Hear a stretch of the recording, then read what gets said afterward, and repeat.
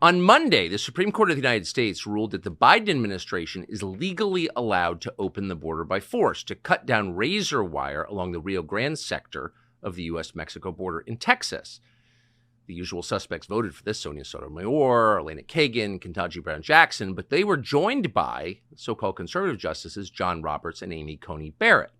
So in response to this ruling, which shocked many, the governor of Texas, Gregg Abbott, drafted a letter, not simply to the administration, but to the world. And here's part of what it says.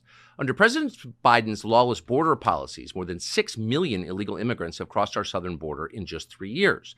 That is more than the population of 33 different states in this country. This illegal refusal to protect the states has inflicted unprecedented harm on the people all across the United States. Abbott goes on to say the state of Texas has the authority under the Constitution to, quote, protect itself. That authority is the supreme law of the land, and it supersedes any federal statutes to the contrary.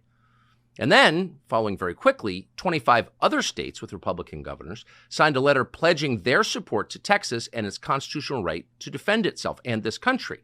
Those states include Ohio, Florida, Utah, Nevada, and many others. And then the Biden administration responded. The administration threatened these states, and particularly Texas, with a, quote, 24-hour deadline to allow Border Patrol to reopen the border and to take down the barbed wire. Clearly a collision course. What happens next?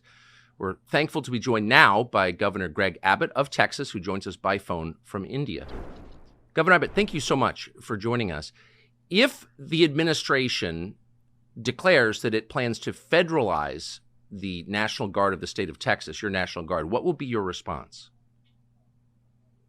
Well, first, I'll be shocked. That would be a boneheaded move on his part, a total disaster. But for one, as you might imagine, we are prepared in the event that that unlikely event does occur to make sure that we will be able to continue exactly what we've been doing over the past month, and that is building these barriers, and whether it be the concertina wire or other anti-crime border barriers, whatever we've been building, the Biden administration is now trying to attack us because of it. And we will continue to do exactly what we're doing to expand our denial of illegal entry into the state of Texas.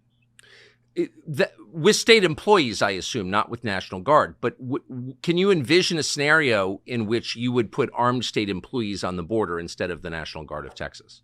We do have other armed state employees on the border as we speak right this minute, and that's the Texas Department of Public Safety, as well as other law enforcement officers, as well as National Guard from other states. And you can be assured there will be more National Guard from other states and more law enforcement officers within the state of Texas and other states. And, Tucker, I just signed a new law in the state of Texas that will go into effect on March the 5th that authorizes any law enforcement officer in the state of Texas to be able to arrest anybody coming across the border illegally. Have you spoken to the president or anyone from the Biden White House about what appears to be an imminent collision? I have not, to be clear. I have spoken to the president about the border. I met him on a tarmac in El Paso and talked to him directly about what was going on. I handed him a letter that had in it immediate solutions he could take that would immediately secure the border without the need of any new law to be passed.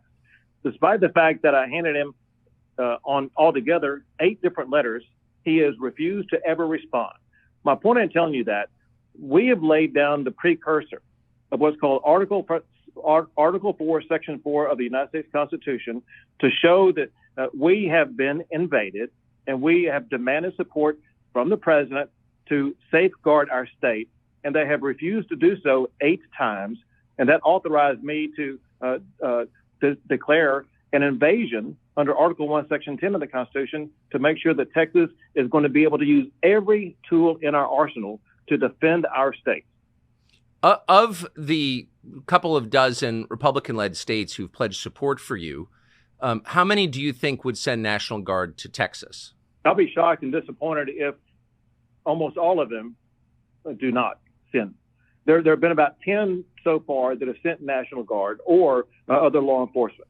They now are joined together with us. And this is a fight for the future of America, and they all know it. And so I believe that they will all be in on December. It's just a remarkable moment. And I know you're heading out, but my final question is, how do you see this resolving? What happens next?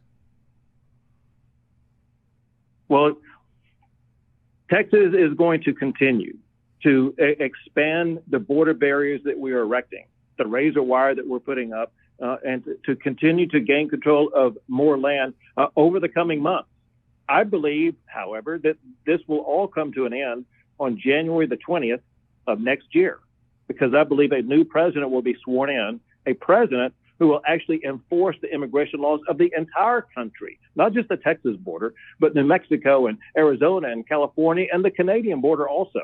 And we will have safe and secure borders once again, because we will have a president who actually will enforce the laws of the United States of America. But in the next year, are you concerned about any kind of conflict between state forces, whether state employees or National Guard, and federal forces?